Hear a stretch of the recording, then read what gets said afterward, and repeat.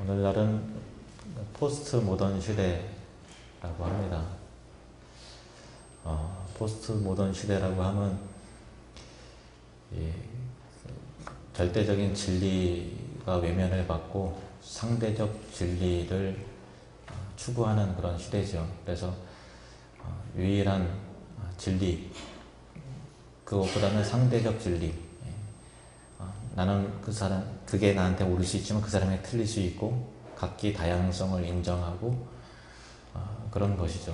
그래서 포스트 모던 시대가 갖는 장점, 다양성을 인정해 간다라고 하는 어떤 폭이 넓어지는 것의 측면에 장점도 있지만, 그러나 우리 기독교가 갖는 절대 진리, 오직 예수 그리스도를 통해서만 구원을 받는다라고 하는 진리가 이 세상 사람들에게는 굉장히 편협하고 오만하고 별로 매력적이게 느껴지지 않는 그런 시대 속에서 우리가 살고 있죠. 그래서 기독교 외에 포스트 모던 시대의 흐름을 쫓아서 종교 다원주의, 예수 그리스도를 통해서만 구원받는 것이 아니라 여러 종교에도 다 구원의 길이 나름대로 다 있고 그 끝은 같다라고 하는 그런 어떤 시대 풍조와 논리가 각광을 받고 또 인기가 있는 그런 시대죠. 그래서 예를 들면 TV에 법륜스님이 나와서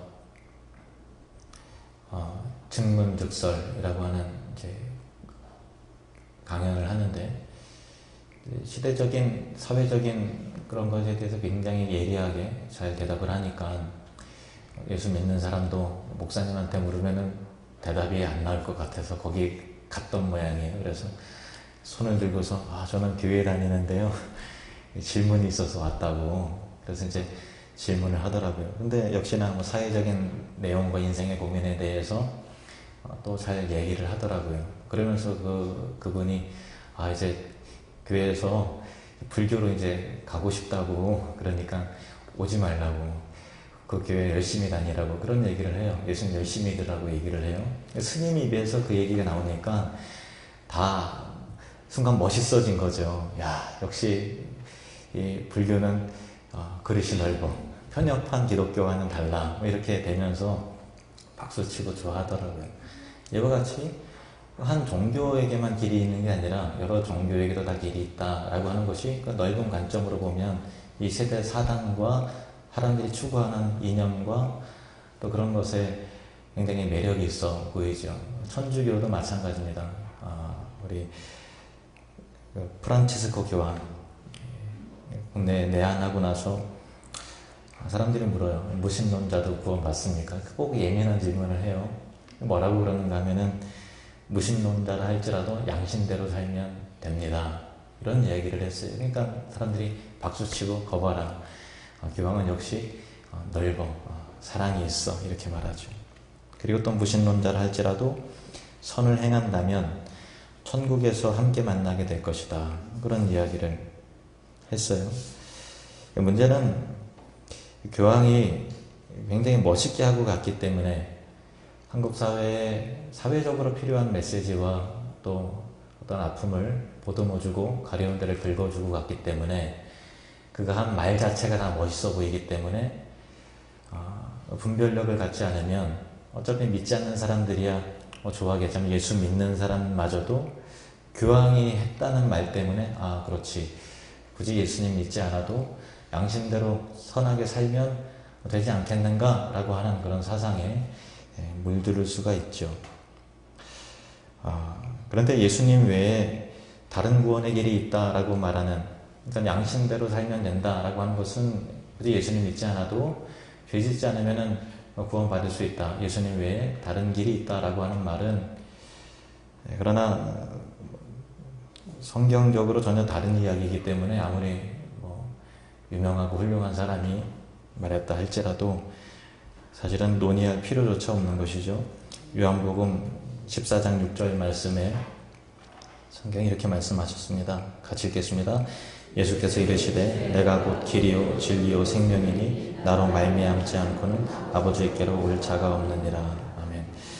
우리의 모든 사고와 가치관과 기준은 하나님 말씀이 최종적 권위를 갖습니다. 어떤 매력적이고 호용력이 있고 좋은 말이 있다 할지라도 예수님께서 내가 곧 길이요 진리요 생명이니 나로 말미암지 않고는 아버지께로 올 자가, 다시 말해서 구원에 이르는 길을 또다시 주지 않았다라고 하는 그런 말씀이죠. 근데 교황이 무신론자라 할지라도 양심대로 살면 된다라고 할 때 그 양심이 갖는 그 신학적 의미에 대해서 좀 설명을 좀 드리도록 하겠습니다. 금방 이제 결론적인 내용은 했는데 그걸로 딱 끝나면 재미가 없으니까 왜 그런가, 양심이란 게 과연 성경에서 무엇을 말하는가에 대해서 살펴보면서 오늘 본문을 또 비추어서 좀 말씀을 좀 나누려고 합니다.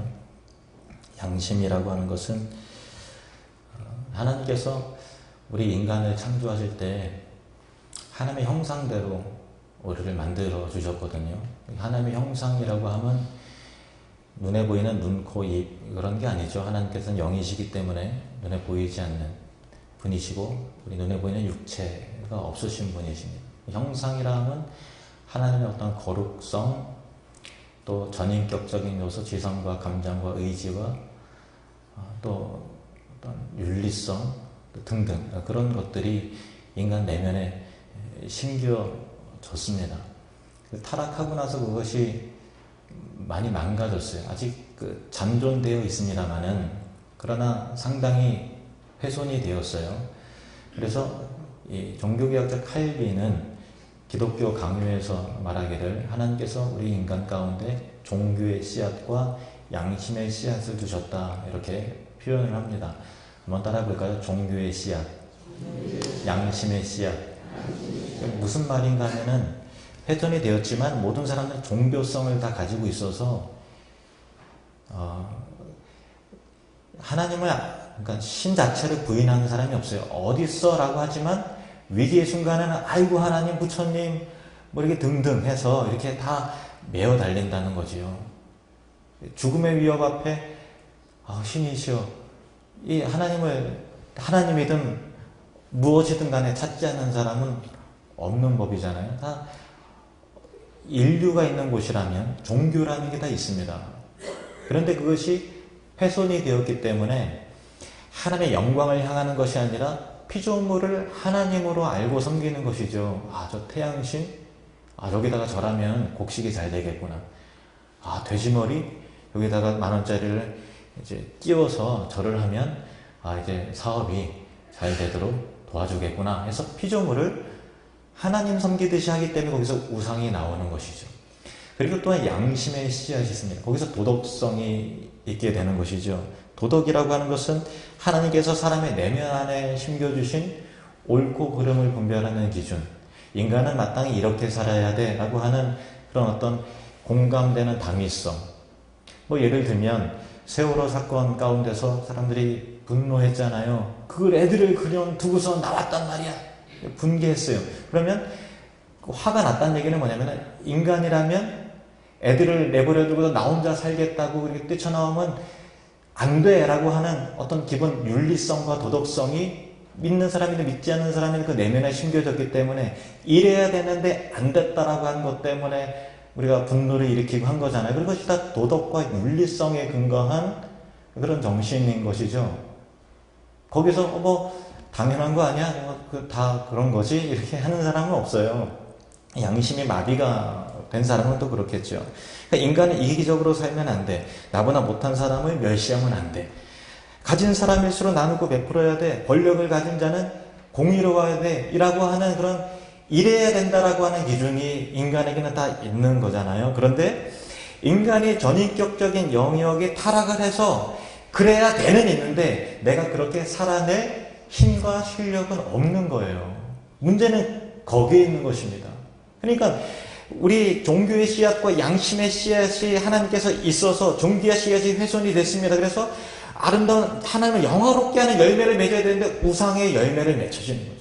양심의 씨앗이 있으냐, 그런데 그것이 왜곡이 되었기 때문에 왜곡된 도덕성과 윤리성, 자기 합리화를 시키고 이래야 된다는 걸 자기 기준으로 위해서 자기들 마음대로 이렇게 만들어가고 합리화를 시키고 또 그렇게 살아야 된다 방향성은 있지만 그렇게 살아낼 실력은 없으면서 그렇게 살지 못하는 사람들을 정죄하고 비난하고 비판하는 그런 왜곡된 자아를 우리 인간들이 그렇게 갖게 되는 것이죠.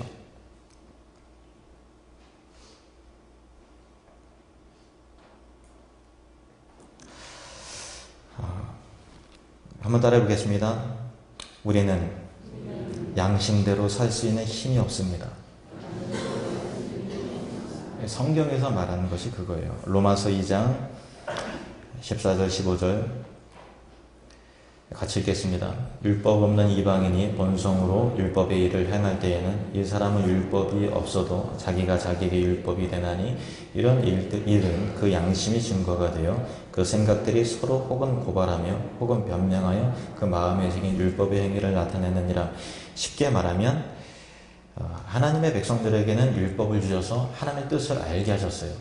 그래서 하나님께 기뻐하시는 것은 이거고 하나님께서 싫어하시는 거야 라고 하는 기준이 율법적 기준이 되어지죠. 율법 없는 사람에게는 양심이 그들에게 율법이 되어서 마음에 새긴 율법이 되어서 그 기준이 된다는 거예요. 그래서 15절에 이런 이들은 그 양심이 증거가 되어서 그 생각들이 서로 혹은 고발하며 혹은 변명하여 그렇죠. 양심대로 살면 되는데 타락했기 때문에 내 안에 스스로 양심에 대한 싸움이 일어나는 거예요. 서로 고발하고 변명하면서 양심대로 살 수 없다라는 것 가운데 그 불편함을 우리가 다 갖고 있는 것이죠. 그래서 그 마음에 새긴 율법, 그것이 뭐라고요? 양심이라는 것입니다. 로마서 3장 19절에서 20절 말씀 보십시오. 우리가 알거니와 무릇 율법이 말하는 바는 율법 아래에 있는 자들에게 말하는 것이니 이는 모든 입을 막고 온 세상으로 하나님의 심판 아래에 있게 하려 함이라. 그러므로 율법의 행위로 그의 앞에 의롭다 하심을 얻을 육체가 없나니 율법으로는 죄를 깨달음이라.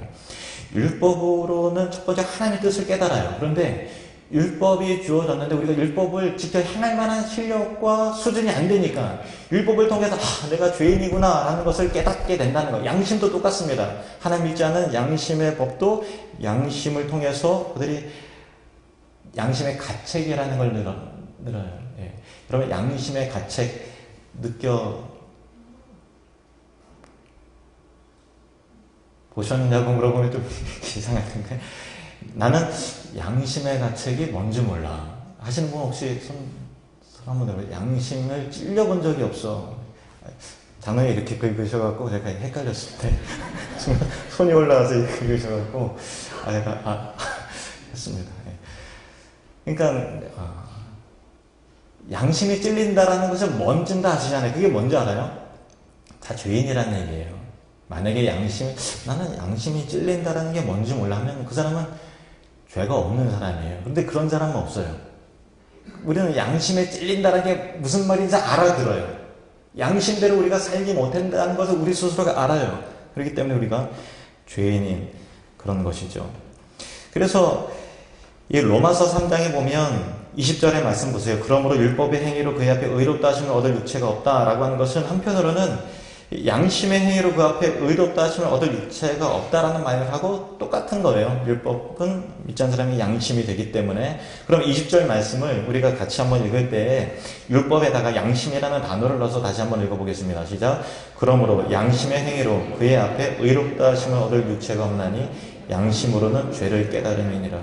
양심으로는 죄를 깨달아요. 내가 그 양심대로 살만한 실력이 없구나. 이거를 알게 되는 거죠. 그래서 교황이 믿지 않는 사람도 무신론자도 구원받을 수 있으니까 양심대로 살면 되지요 라고 했을 때 그 말이 구라 것입니다. 무슨 말인가 하면은 말은 맞아요. 죄 안 지면 구원받습니다. 말은 맞죠. 근데 죄 안 질 수 있는 인간이 없는 거예요. 양심대로 살면 되지요. 말은 맞아요. 그런데 양심대로 살 수 있는 사람이 아무도 없다라는 것이 함정인 거예요. 그 말은 결국 예수 믿어야 구원받는다라고 하는 그 진리를 숨기고 있는 거예요. 부인하는 거예요. 선한 행위로 구원을 얻겠다라고 하는 것은 자기가 자기를 편드는 것하고 같아요. 제가 어렸을 때 본 동화책 가운데 허풍선의 남작의 모험이 재밌게 봤어요. 그런데 그 남작이 그 늪에 빠졌어요. 빠져서 허우적거리는데 점점 빠져들어서 숨이 여기까지 이제 막 차오르는 거 이제 꿀까닥 넘어가려는데 기발하는 생각이 났어요. 내가 나를 건지면 되지? 이래갖고 자기를 건지더라고요. 되게 웃기더라고요. 이렇게 해서 혼자 이렇게 건지더라고요. 그것과 똑같아요. 자기가 자기를 구원할 수 없어요. 자기가 자기를 편들어 봤자 득이 될 게 없는 거예요. 자기의 옳음을 증명하는 봤자 우리는 아무것도 내세울 만한 게 없어요. 이사야 64장 6절 말씀, 이사야 64장 6절 같이 읽겠습니다. 무릇 우리는 다 부정한 자 같아서 우리의 의는 다 더러운 옷 같으며 우리는 다 잎사귀같이 시들므로 우리의 죄악의 바람같이 우리를 몰아가나이다. 우리의 의는 서로 간에 상대적인 의로움은 있을 수 있죠. 이 사람보다 이 사람이 참 착해, 선해. 그거는 뭐 인정합니다. 그런데 하나님 앞에서 다 더러운 옷 같다라는 거예요. 멋있지, 괜찮지 하지만 하나님 보시기에는 정말 너는 누더기야 같은 옷을 입고 자랑하는구나. 그거가 똑같다라는 거예요. 다 시들게 되지. 우리는 다 잎사귀같이 시들므로. 이 성경 구절의 근거는 사실은 아담이 타락한 후에 자기 부끄러움을 알고 자기 죄를 가리기 위해서 무화과나무 잎을 엮어서 자기를 치마를 하잖아요. 여보 어때? 나 괜찮아? 내 팬티 괜찮아? 이렇게 그럴듯한데 가려준 것 같아. 근데 잎사귀는 태양이 비치고 그러면 금방 바싹 마르잖아요. 그거 몇 시간이나 가겠어요? 얼마나 가릴 수 있겠어요?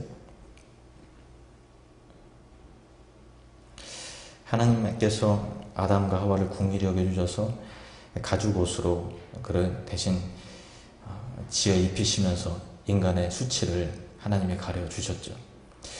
자기가 자기를 편들고 자기가 자기를 가릴 수 없어요. 하나님께서만 우리를 가려주실 수 있고 구원이라고 하는 것은 하나님께서 나를 편들어 주시는 것입니다.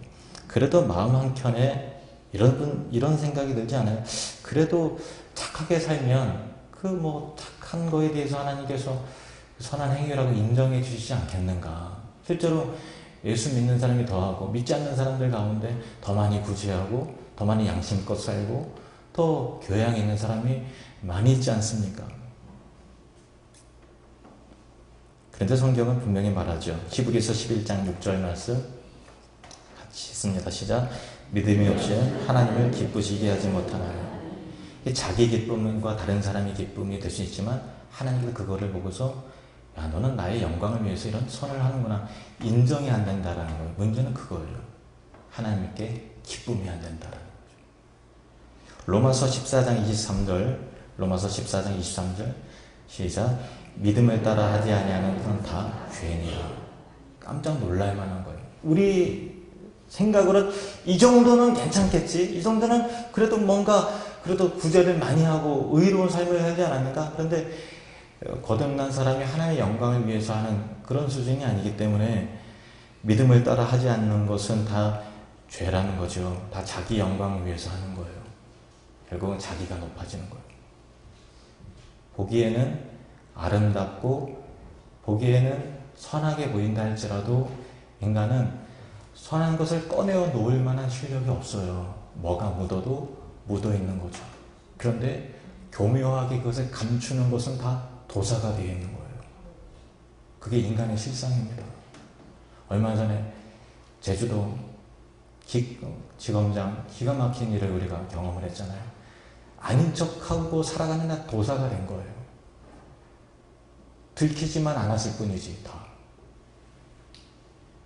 인간은 참 그런 존재. 하나님 앞에서 우리가 착하고 선한 행실을 한다는 것이 어떤 의미가 있어요? 사회적으로는 의미 있어요. 그것까지 부인한다는 건 아닙니다. 구원받을 조건이 안 된다는 그런 것이죠. 개그 콘서트에 이런 유행어가 있더라고요.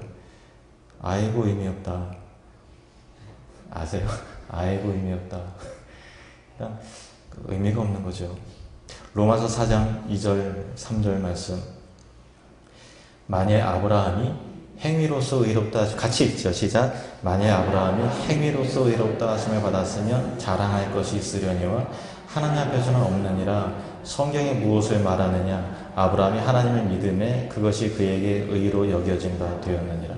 만약 아브라함이 행위로서 내가 이거 했기 때문에 의롭다함을 받고 저거 했기 때문에 너는 정말 이게 정말 대단하다, 정말 열심히 살았기 때문에 야, 구원 열차 티켓 주마, 뭐 이런 식으로 이렇게 구원받는 게 아니라는 거예요. 행위로서 의롭다 하심을 있었으면 자랑할 것이 있었지만은 하나님 앞에서는 아브라함조차도 아무런 꺼내놓을 그 행함 자체가 없다라는 거예요. 성경이 무엇을 말하느냐? 아브라함이 하나님의 믿음에 그것이 그에게 의로 되었느니라가 아니고 의로 여겨진 바 되었느니라. 믿음조차도 의가 아니에요. 여러분 아세요? 여러분이 믿습니다 하는 그 믿음조차도 하나님께 자랑할 수 없어요.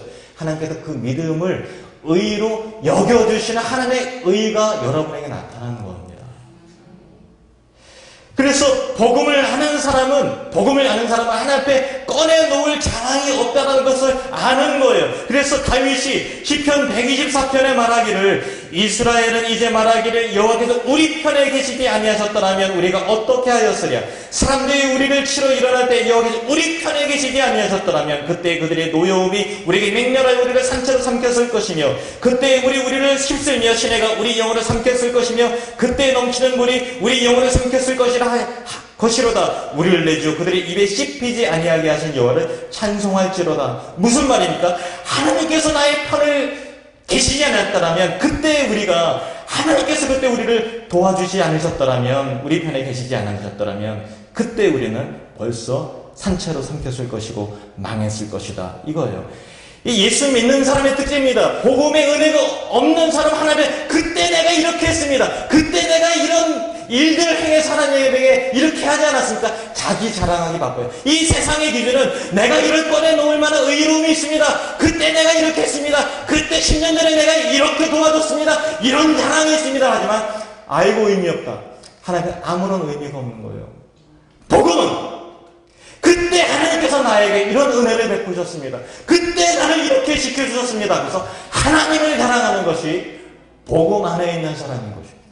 그 복음 안에 있는 사람이 예수 믿는 사람인 것입니다. 우리의 자랑은 예수 그리스도 한 분밖에 없습니다.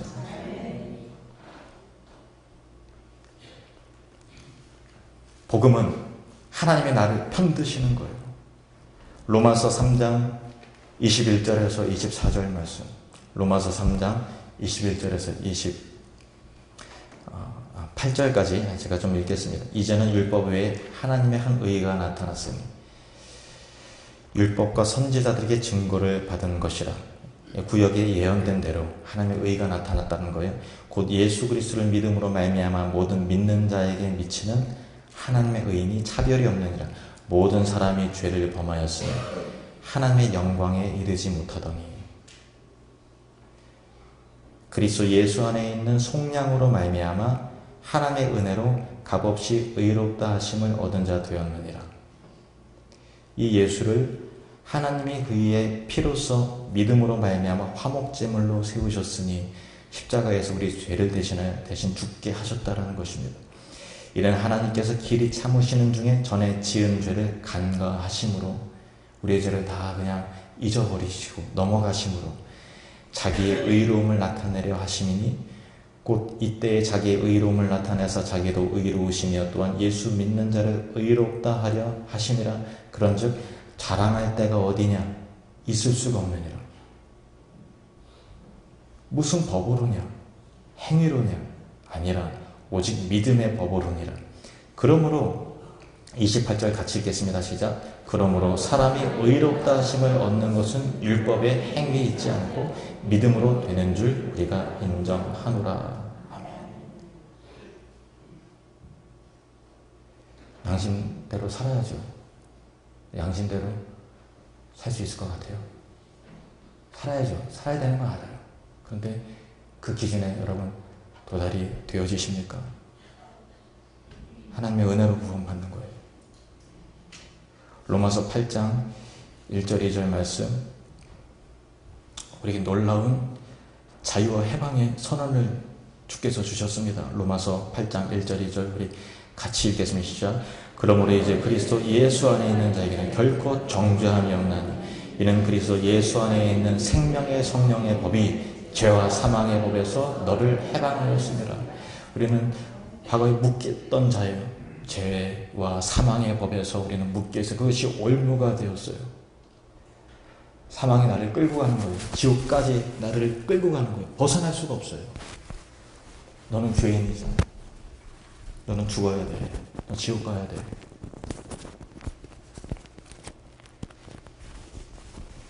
그런데 예수님께서 나를 대신하여 죽으심을 통해서 우리를 편들어 주시는 거죠. 이 사람은 죄가 없어. 내가 대신하여 죽었어. 죄와 사망의 법에서 우리를 해방해 주신 것입니다. 정죄받지 않는다는 것. 예전에 제가 이런 말씀 드렸을까? 초등학교 때 제가 2학년 때 부모님 돈을 슬쩍 해갖고 학교 앞에서 뽑기도 하고 친구들 매점에서 맛있는 것도 사주면서 이제 인기를 끕니다. 근데 이제 저도 이제 양심이라는 게 있다 보니까 몇 번 제 돈을 세비다 보니까 찔림이 돼서 끊어야 되겠다. 더 이상 못하겠다. 그래서 안 했더니 친구가 이제 같이 못 얻어먹으니까 너 전과 이범이라고 경찰서에 가야 된다고 내가 너 고소하겠다고 그래서 전과 이범이 뭐냐 네 엄마한테 가서 물어봐라 그러더라고요. 그래서 집에 가서 엄마 전과 이범이 뭐야? 너 그 말을 어디서 들었니? 친구가 나보고 전과 이범이라는데 그 자초지종을 설명을 했어요. 그랬더니 이 자식이 누구야? 그러면서 학교 앞에 가서 그 친구를 만나줬어요. 내가 내 아들 용서했으니까 내 아들 잘못 없어. 제가 그때 자유를 누렸어요. 그때 친구한테 늘 야 전과 이범 이렇게 놀림을 받았거든요. 정죄받는 자의 그 비참함. 내가 죄인이라는 것에 그 눌리는 마음 아세요? 모든 고통은 거기서 오는 거예요. 근데 나를 용서하셨다는 게 얼마나 감격적이고 얼마나 큰 은혜인지 모르는 거예요. 내가 너를 정죄하지 않는다. 다윗이 이 은혜를 알고서 이렇게 고백을 합니다. 시편 124편 7절에서 8절 우리 같이 읽습니다. 시작. 우리의 영혼이 사냥꾼의 올무에서 벗어난 새같이 되었나니 올무가 끊어짐으로 우리가 벗어났도다. 우리의 도움은 천지를 지으신 여호와의 이름에 있도다. 할렐루야. 우리의 영혼이 사냥꾼의 올무에서 벗어난 새가 올무에 갇혔는데 무슨 수로 그 올무에서 벗어날 수 있겠어요? 새의 힘으로는 안 돼요. 근데 기적과 같이 그 올무가 끊어진 거예요. 누가 끊었지? 보니까 우리의 도움은 천지를 지으신 여호와의 이름에 있도다. 내가 나를 편들어봤자 소용없어요. 하나님이 나를 편들어 주셔야 돼요. 그것이 복음인 것입니다. 그것이 예수 그리스도인 것입니다. 이 시대 가운데 기독교인들이 지탄을 받죠. 우리 스스로도 너무나 부끄럽잖아요. 선한 행실이 없어 보이는 그런 삶의 모습. 복음은 과연 능력이 있을까? 라고 하는 회의와 오히려 천주교에 오히려 선한 행실이 있는 것 같고 더 멋있어 보이는 매력적인 요소.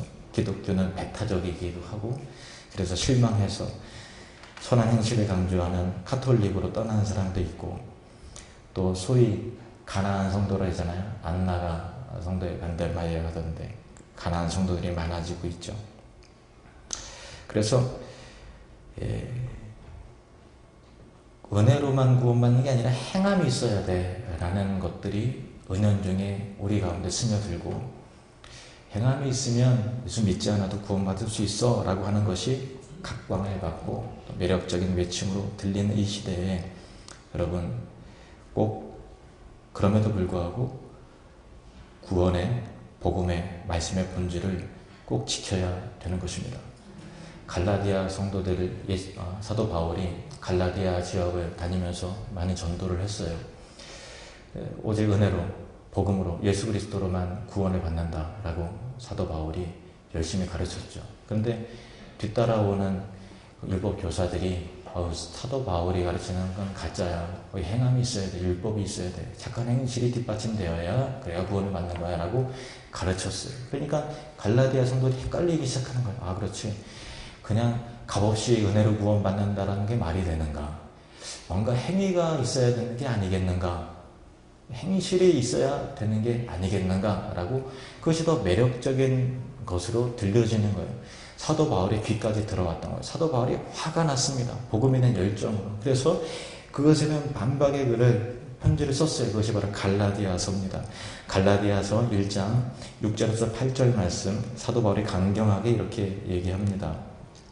그리스도의 은혜로 너희를 부르신 이를 이같이 속히 떠나 다른 복음을 따르는 것을 내가 이상하게 여기노라.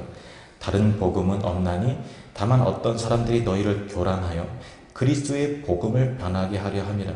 그러나 우리나 혹 하늘로부터 온 천사라도 우리가 너희에게 전한 복음 외에 다른 복음을 전하면 저주를 받을지어다. 천사랄지라도 저주받게 된다는 거예요. 예수 그리스도의 복음 외에 또 다른 구원의 길이 있는 것 같이 얘기하면 저주를 받는다.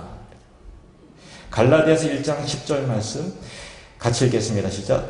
이제 내가 사람들에게 좋게 하랴 하나님께 좋게 하랴 사람들에게 기쁨을 구하랴 내가 지금까지 사람들의 기쁨을 구하였다면 그리스도의 종이 아니니라.